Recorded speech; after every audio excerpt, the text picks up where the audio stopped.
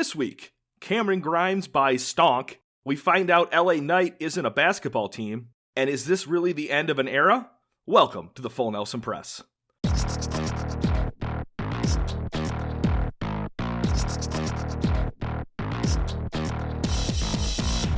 Hello everyone and welcome to the Full Nelson Press. My name is Brandon Kirkpatrick. I'm here with my co-host Peter O'Brien. Make sure you subscribe to the Full Nelson Press on YouTube and find our audio feed on any podcast app. Hey Pete, happy Vengeance Day! It was a beautiful day. Flowers in action. Right? It was good. It was a good little Valentine's Day. Great way to end the weekend. And we got some wrestling, and we got the good wrestling. So we got the good wrestling. We got the good one. NXT. I even said to my wife, I was like, I know it's Valentine's Day. I kind of want to watch some wrestling tonight. And she's like, and I was like, but it's NXT, so it's not 4 hours. It's 2.5 hours. She's like, oh yeah, you could turn NXT in the background. I'm cool with that. And Easily. It did not disappoint. It did not disappoint. So before we get into the actual pay-per-view, we'll talk about a little bit of the pre-show. The only thing notable is only 30 minutes, which was great, but Eli Drake has made his NXT debut. He's going under the new name LA Knight, interrupted the panel, and decided to put the entire NXT locker room on notice. I've never watched an Eli Drake match, but I've heard good things about his time in NWA and TNA. I was the same. I saw Twitter going crazy, Eli Drake, and I'm just kind of like, who? Right. We have a wrestling podcast, right? But I've been diehard WWE growing up. I was a huge WWE guy. And then I kind of later on because of our podcast, I try to see New Japan now because everyone's starting to shift. And now with AEW, there's so many wrestling promotions out there that I'm sorry, I have a life. I can't watch all of it. It's too much. So Eli Drake, I'm like, okay, if Twitter's hyping him up, he might be good.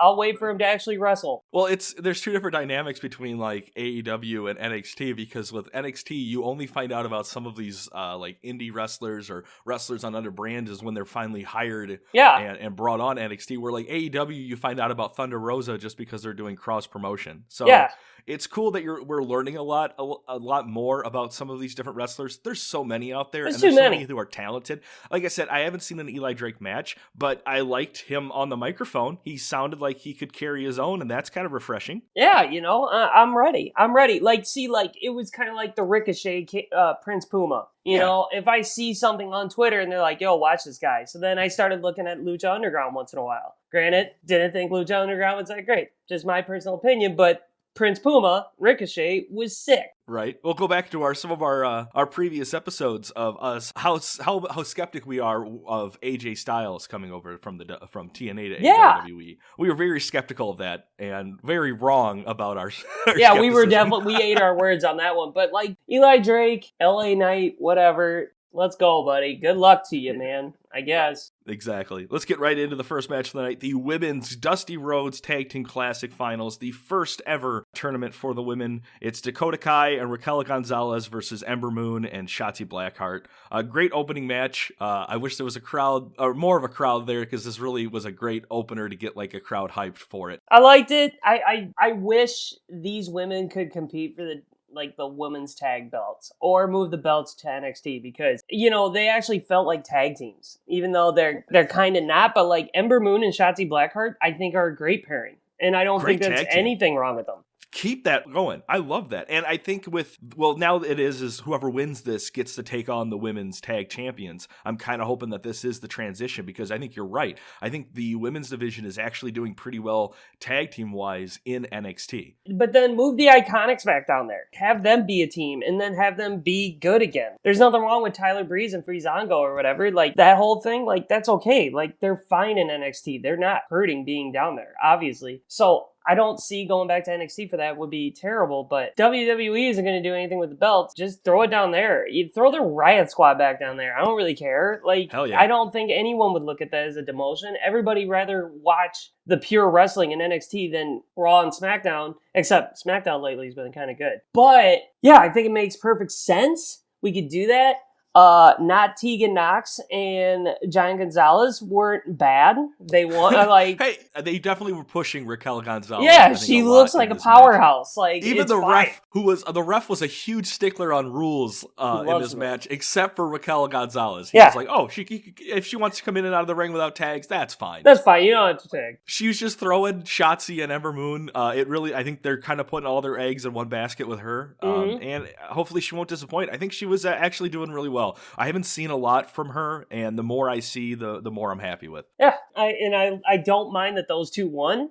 I thought it was fine, and I think those two together are actually really good too. Yeah. Not Tegan Knox is a good wrestler. Call her by her name. It's Dakota Kai, god damn it. Nope, I can't. I still can't tell them apart, so. I don't know how you can't. They're the same character. I think they could literally take the belts and bring them to NXT, which I hope happens. I hope the Riot Squad go down there. I just hope there's a migration of women's tag team down to NXT. And if you want to have like singles women, move them up to balance out who you're moving from roster to roster. So you could take the Riot Squad down. You could call up Io Shari and Rhea Ripley. I think Io needs to stay down in the NXT brand. I think she's doing great down there. As soon as she drops that title, though, she is definitely going to the main roster. Yep, and then we'll forget about her. Exactly. Calling it. But I am excited to see Raquel Gonzalez versus Shayna Baszler and Nia Jax. I don't really know what Dakota Kai is going to do there. If you really want to get this Giant Gonzalez over, she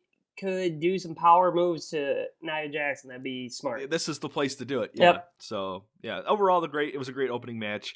Next, we'll get to the NXT North American Championship match. The champion, Johnny Gargano, takes on Kushida McFly. Nothing really memorable here. The only thing that I really loved about this, I don't know if you saw it, but Austin Theory got kidnapped in the entrance by Dexter Lumis. And they just glossed over it so quick. They were like, hey, did you see that? And they're like, yeah, we saw it. Anyways, the match was about to start. And Wade Barrett's like, but someone took him, right? Exactly. So they just like glossed over it. Kushida's really good. I think it's just more of the aspect of we just watched so many Gargano matches. I think we've seen Kushida and Gargano in matches before too. So like there's nothing new here. Overall, like we're not doubting the match. It's just the fact that like me personally, I've grown so stale to Johnny Gargano's matches. Like, I'm like, he kind of just needs to leave for a little bit. See, and even with me, I'm a Gargano fan, and even me, I was like, this just is... It was good. This. Like, but I'm excited to see more of The Way. I want to see more of Gargano and Austin Theory, but this was just, drop the title. Give it to somebody else. Exactly. Neither of these two needed the title. I see Gargano's spots coming a mile away. Like I just know what he's going to do. And I'm just like, all right, do your jump through DDT thing. And it got countered? Weird. It's too early in the match. So of course it's going to get countered. And there's a couple really good counters, but Kushida's really good. I like Kushida. Don't get the Back to the Future thing. I don't know. Should we? The whole looking at the time thing. Like I'm just like, well, it's like CM Punk is just a cross player. I don't know. I like Kushida. I just don't like what his gimmick. Yeah. Like I think he's just missing something. He needs something. He is. He's definitely missing something, and it's character development. Because he's so dangerous, like kicking arms and stuff. I'm just like, call him the Bone Breaker or something. Like, do something. Yeah, with him. Not Back to the Future. Knowing WWE, they'll just turn him into background ninja number 2 for Akira Tozawa. There you go. Why is Karrion Kross feuding with the Cruiserweight champion right now? Like, I would rather see Karrion Kross and Kushida, and then see Gargano versus the Cruiserweight champion Escobar, and maybe trying to get 2 belts. Like, I'd be more interested in seeing Gargano doing that than him taking on Kushida. Yep. Gargano retains. I don't know who he faces next. Also, Austin Theory is still missing, folks. He got kidnapped. Yeah. If you have any information, please let us know. What's the crime scene investigation there? They were like, all right, let's review the tape. He was taken. All right, anyways, just let the show go on. We don't know what to do. Any evidence you get, please email to getwellsoonrandy@wwe.com. All right, so next we get a little video package of Cameron Grimes. He's now rich. He bought GameStop stock, and so now he's the $1 Million Man. I I dig it. I kind of dig it. Like, I was laughing at it because I'm just like, this little podunk dude now has a ton of money and he's just spending it. Yeah. So what's the end of the payoff of the storyline? He goes broke. Everyone turns on him because he runs out of money. That's not a bad storyline for that guy. No, I dig it. Yeah, because every single time he comes out in a different car. Yeah. And then, like, towards the end of the year, he just starts coming out in, like, Ford Tauruses. Like a Honda Civic 93 with the hood painted a different color, and the color is rust. I don't know, you can't do it wrong, because the other direction is he keeps getting richer, and then he's just like one of those Beverly Hillbillies or whatever it is. Like, you could run with that story, and it would be entertaining. I don't know if you're looking at, like, a main eventer. Yeah. I don't see that out of him, but I do see, like, a solid mid-carder that I hope they don't turn into too much of a comedy gimmick. Like, you can have comedy gimmicks, but also them be dangerous, like, in the ring. Like, I wish WWE could find that silver lining. Now, NXT, will it work? Maybe. I could see him maybe buying a bodyguard to do all this fighting, and he just becomes the mouth of the South. You just put a bunch of Southern guys with this dude, and he's just like, that's just his entourage. Yeah, like, I just bought a suit. Exactly. Just some people with some top hats and suspenders on. That's what I'm looking for. You could have a horse and carriage with rims. Yeah, that would be just good. Like the most podunk things. Yeah, I love it. I think that would go over so well, and people would just dig it. But then it also goes the same way as how well Elias did as the Drifter versus how Elias is doing as the music performer. We see how this roadmap can go. Yep, so bye, Cameron Grimes. Enjoy your spotlight now. So next is the men's Dusty Road Tag Team Finals, MSK versus the Grizzled Young Veterans. Pete, I gotta ask you, what does MSK stand for? No idea. No idea. I can't find it No online. idea. I looked. I don't know what it is. I looked. I was just like, I don't know. And if someone knows, please let us know. I couldn't find it. Email us at getwellrandy at WWE.com. Oh, he's going to be flooded with emails. Okay, so this match was insane. Like, MSK is good, and the Grizzled Young Vets are good. Like, it was an awesome match. Like, I was like, I like this. Like, people dig tag team matches. I wish WWE would let tag team matches happen. It used to be a huge spotlight in NXT back when it was, American Alpha and the Revival. Like, it seemed to be like a big staple of you were going to get a top-of-the-line tag team match every TakeOver. And it feels like we got that again here. This was great. I love this. NXT gets tag teams. They know what to do. I don't remember the last time I saw, like, an actual tag team championship match where I wasn't hyped. They know how to put on a show. Now, granted, this isn't for a title, but this is for a number one contender for the title, which made that more. These little things in NXT could make WWE so much better because you just are going to get New Day, number one contender again. Who's going to face the New Day and the Usos first? Exactly, and it's getting old. And now you got the Street Profits, who people have kind of forgotten. Are they title holders? Like, you don't know. But you do know Breezango are the tag team holders in NXT. MSK is impressive. I just don't know where you go with them. Like, are they just going to be like a one-trick pony? I mean, are they going to do great on the X division? Like, what's going on here? Here's my thing with them. I got like a buddy, like a Blake and Murphy vibe from them. So the one thing I do have to say about NXT is I'm starting to see rehashing of characters. I do see that a lot. Both these MSK, both of them just kind of look like generic created wrestler 1 and 2. Grizzled Young Vets remind me of Mustache Mountain. Like, there was a vibe of a Mustache Mountain with them. So, like, that's what I'm saying is, like, great, but you gotta make these guys stand out a little more. But their in-ring capability is through the roof. Like, it was nuts. That Doomsday outside the ring was crazy. Their finisher, MSK's finisher, is crazy good. The kip up tag that MSK did, I was like, the timing was really good on this too. All the tag team moves were set up and paced very well. It didn't look like they were trying to set up stuff too well, where you have to stand there a little bit and wait for the guy to do their move. Yeah, it was well done. Grizzled Vets, I think this is their second time in the finale of the Dusty Rhodes Classic, so good for them to finally actually win it. So what also is crazy is how NXT sets up these like little events, like the Dusty Road Tag. Awesome. Why can't WWE do more of these things to get like a bigger payoff at the end? Such as like the Cruiserweight Classic. Dude, I was glued to my TV. Whether it was, I didn't know any of those guys. The Mae Young was like, I wasn't the biggest fan, but it was still, I was like, okay, there's a payoff for this. WWE needs more of that. Like King of the Ring, why can't it be more powerful? Well, I feel like King of the Ring does worse for someone than it does better. Because, it never works. King Barrett, King Sheamus, now it's King Corbin. Yeah. Whoever wins it, you just get a shit gimmick for 16 months. And what King of the Ring led to was Stone Cold. I don't think if you win King of the Ring, you get a title match. No, you don't get anything. You just get a shitty gimmick and you're sidelined. So that's what's exciting about the Cruiserweight Classic is them forming this new title, and then with the women's, the Mae Young being able to face a woman performer who's a champion. Like, I get it. It needs a good payoff. I think you just want Zack Sabre Jr. back. I don't even care. I'll take hate mail. Zack Sabre Jr., no. I don't ever want to see him wrestle again. Boring, little, trying to prove, I know wrestling's fake, but this guy was a twig. I hated watching Zack Sabre Jr. matches. And they're like, look at this submission. Ooh, neat. He slowly turned an arm and he slowly turned an ankle. Ooh, get out of here. We go into the women's title match and you have two wrestlers who were in that Mae Young Classic that people were like, yo, like, I remember these two. Actually, all three of those women were in the Mae Young Classic.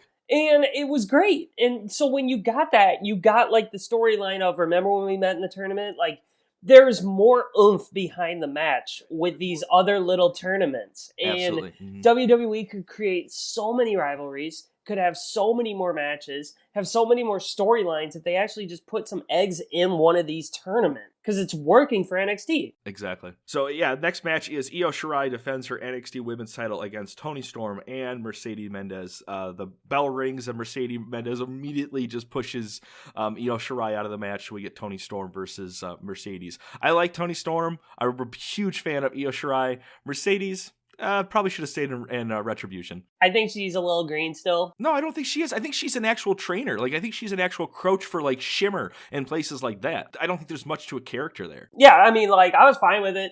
First of all, hot take. Io Shirai's entrance song, I dig it. I think it's like the best NXT song. I have it on one of my Spotify playlists. And all the lights are going crazy. I'm like, oh my God, like, I'm hyped. I get hyped for that song. Io Shirai, when she first won, I remember telling you guys, I'm just like, really?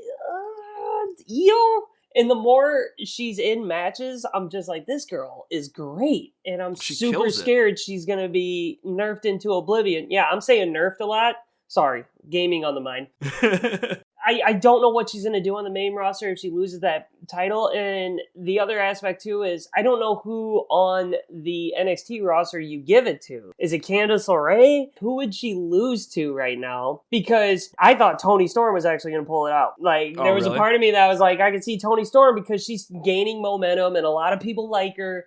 And she's not ready for the main roster yet, but they put her on main roster things, so she's kind of in that bridge. See, this is where I think you see Raquel González take it from Io Shirai. Like, right now on the women's roster, now that she's beaten Toni Storm and we saw Ember Moon and Shotzi Blackheart lose this tonight, I really would say that I think it's definitely going to be Raquel González. And if it's not her, it's someone they signed that fucking week. Yep. That'll be who they give it to. But the match was fine. Like we said at the beginning, I feel like Maria's just a little behind the other two. Dude, the power bomb or that suplex she did out of the corner was pretty sick. Oh, we gonna talk about the table that just fell on its own? Yeah.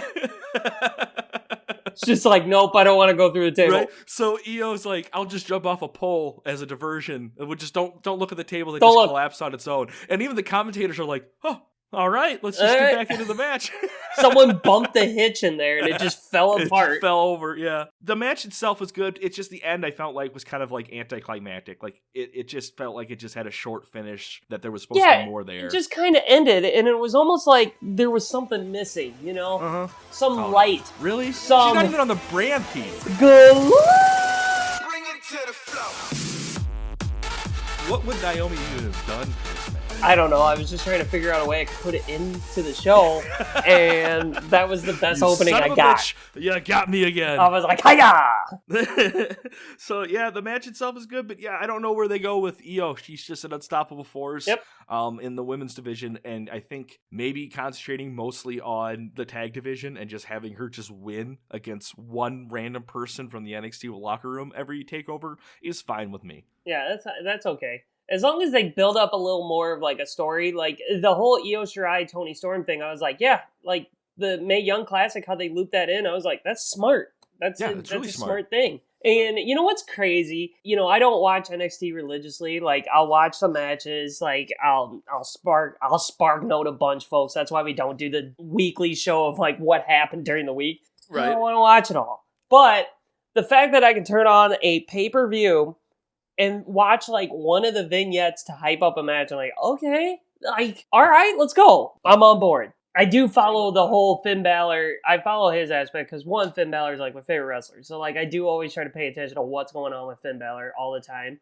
But still, NXT is able to hype up MSK, which you don't get to see anything really from prior if you're not regularly watching NXT. They're two new guys, and you're like, all right, let's go. I'm hyped. Let's watch this match. And I don't have a problem because MSK did like.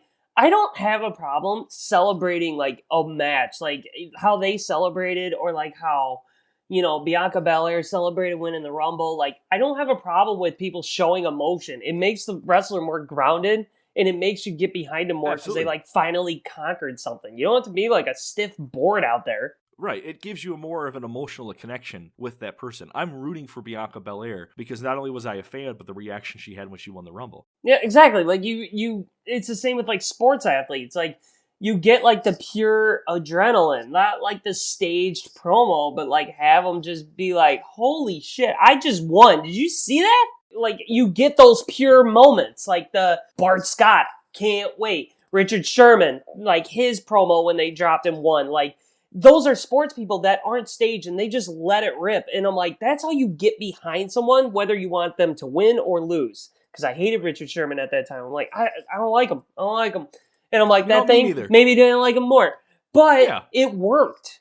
And you could use that aspect of real sports into wrestling. Oh my God, I think it would also help. How many times do we have a great storyline that blends with reality so much, like Becky Lynch getting her nose broken from Nia Jax, or the CM Punk pipe bomb, or everything going on with like Edge, Lita, and Matt Hardy. Like when you have like real things going on that cut deep, it makes storylines so much better. And in an age where you're trying to focus on reality, maybe WWE just needs to read more of these Twitter beefs that wrestlers are having and see how they can use that in real storylines. Let them go. How many times do you see, somebody from Reckoning really got him with that insult? And it's like, well, cool, but that means fuck all if they're just going to lose Monday night. See, the one thing I really hated about the promo package for the Io Shari title match was they flashed a picture of Charlotte and Rhea Ripley right after the match hugging her. Stop doing that. Right. We know they're friends, but don't throw it in our faces because then that just kills the whole momentum of everything. We all know everybody in that back room is basically friends. You're working with your coworkers. Like, and if you're not friends with them, you're not going to like show it. You just kind of bite your lip and you're like, God, I hate Carl. Drank all the coffee. Every year they show the footage or take a group picture of all the women in the Royal Rumble. Why? They're all competitors. You're going against each other. I understand some of them are, but then have like the heels be like, no, I'm not going to hold your hand.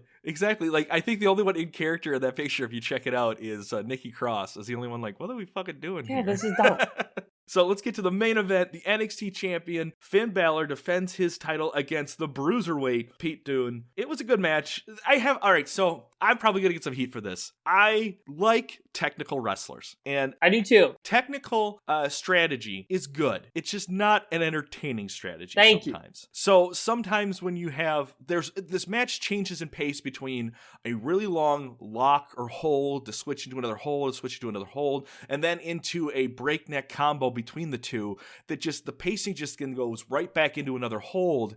it's just not entertaining. I get the strategy. I get where you're trying to go with it. I like people like Daniel Bryan or like Eddie Guerrero had great technical matches, but they were still entertaining. I really like Finn Balor. I really like Pete Dunne. I actually thought this match was really good, but I am with you on the whole technical aspect because there were times where I'm just like, okay. It would have been a 5-star match. Exactly. There was just a couple too many holds. Now, some of the counters were insane. Some of the counters, absolutely. I was just like, oh my God, that was awesome. Yeah. But like the submission aspect, it's okay to throw those in there, but like there's some matches that just, like I thought Kyle O'Reilly and Finn Balor they had their technical aspect, but then they had like a hard hitting and they just kept going. I thought that pacing was better. I thought this one, there was so many like slow Randy Orton technical, methodical, I'm hurting you moments. That's why like I don't like watching Randy Orton matches anymore because he's slowed down to the point it just kills the momentum of a match. But I know his whole persona is he's the Viper. It's a quick strike. Finn Balor and Pete Dunne, I thought they could do a little more like suplexes, body slams, right. like, something. A little this more. This match versus Kyle O'Reilly's match. I mean, Kyle O'Reilly's match was Balor and Riley was an awesome match versus something like this. Like this was great,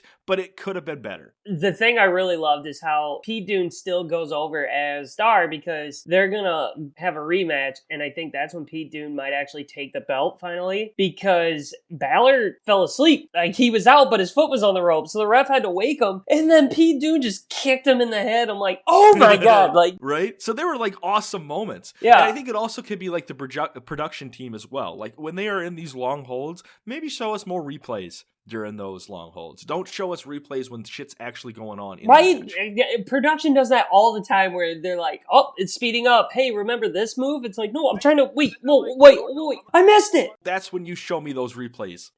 But the match was sick. I really liked it. I like Finn Balor. I think he's a stud. He should be on the main roster. He should be fighting for the championship. This whole heel, not heel Prince Balor is the character he should have been from day one. The fact that WWE, luckily Balor got out of it because he's that damn good. But that whole demon thing, like, I think it's cool he had a demon persona. I think it was stupid that WWE tried to convince us that he's more powerful with paint.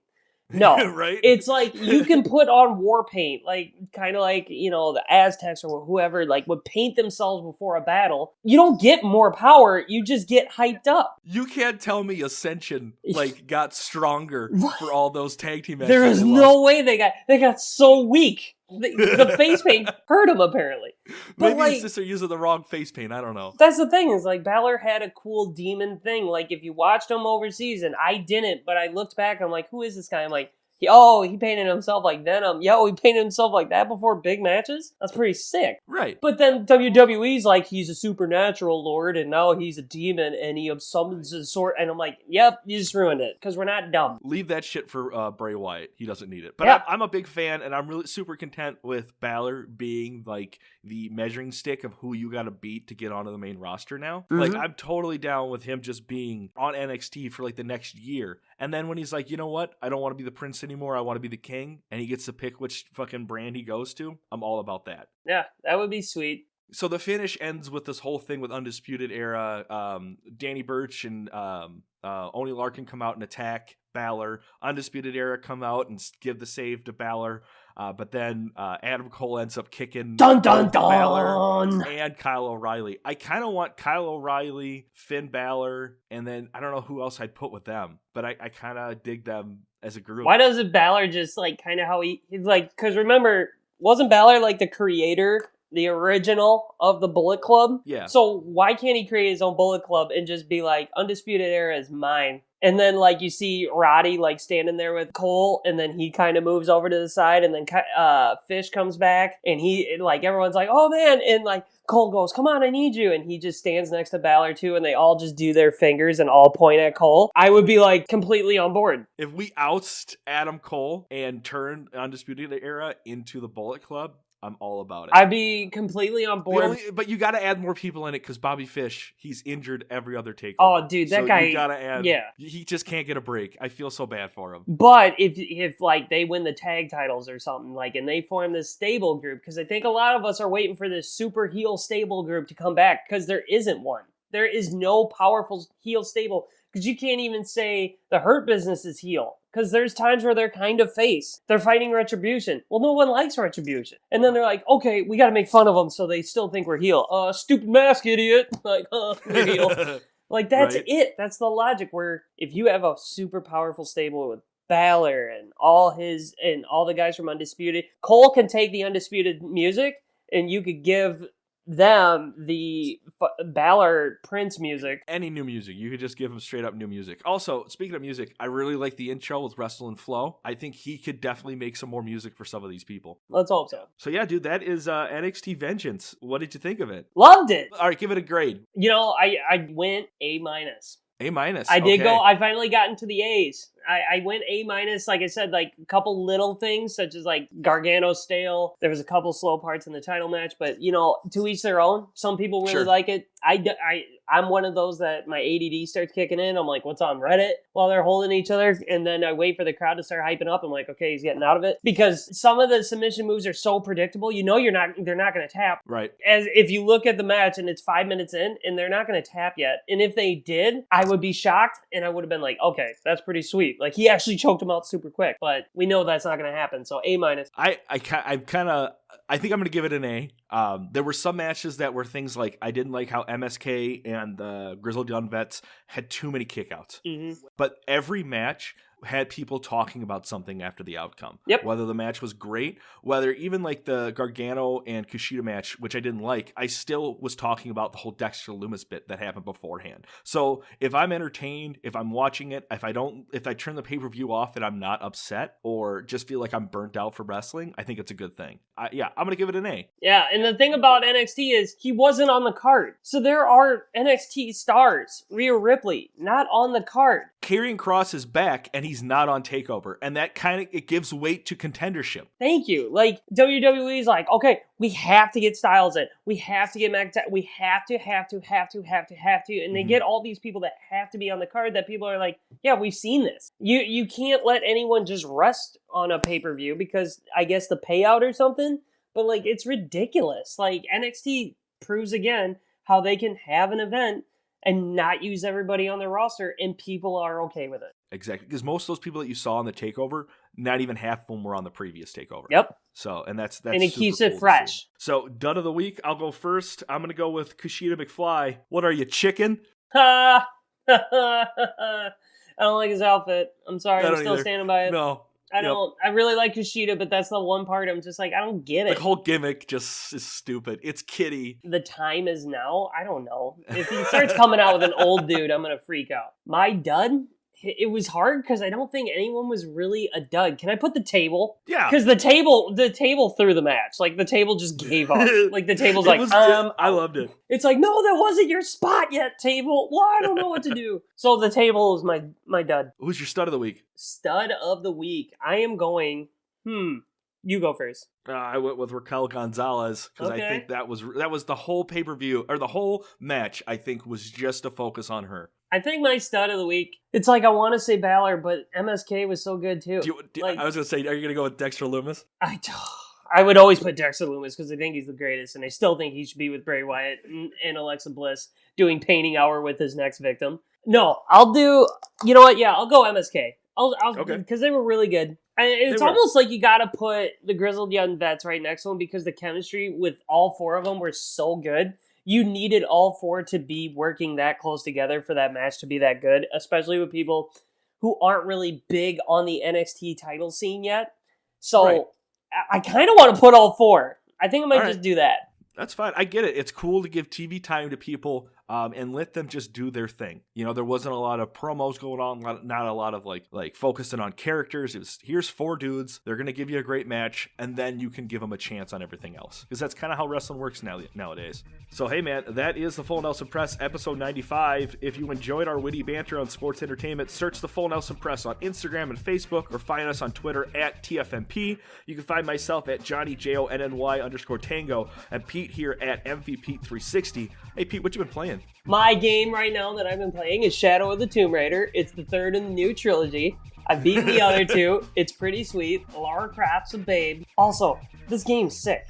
Has she found her grandpa yet? No, she hasn't. But I'm treasure hunting in Peru right now. it goes along with pirates. I'm just looking for treasure all the time. The deaths in this game are crazy. I jumped over into a pit. I was like, I don't know. It's like kind of trial and error when you're trying to do the puzzles. All of a sudden, a spike goes through her head. I'm like, oh my God. Like, damn. Lara, I am so sorry. So sorry. Falls into this river and the river spins her and there's this boulder and her face just smacks off it and dies. I'm like, oh my God. I'm like, oh, I am so sorry. I hope I find this treasure for you. Is this the newest game in the series? So they created the second trilogy. Like, this is the newer one. So you have Tomb Raider, Rise of the Tomb Raider, and now Shadow of the Tomb Raider. So it's awesome. It's good. I like it a lot. I hope when the Tomb Raider Strike Backs comes out, I hope you enjoy that one too. Right. I am your father. What? All right. Well, hey, go watch some wrestling. Yeah, bet.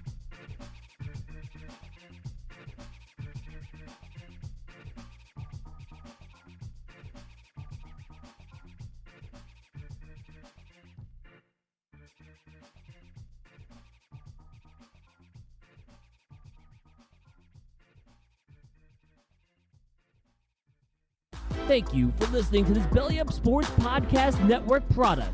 Some said we go belly up, so we made it our name, and we're still here.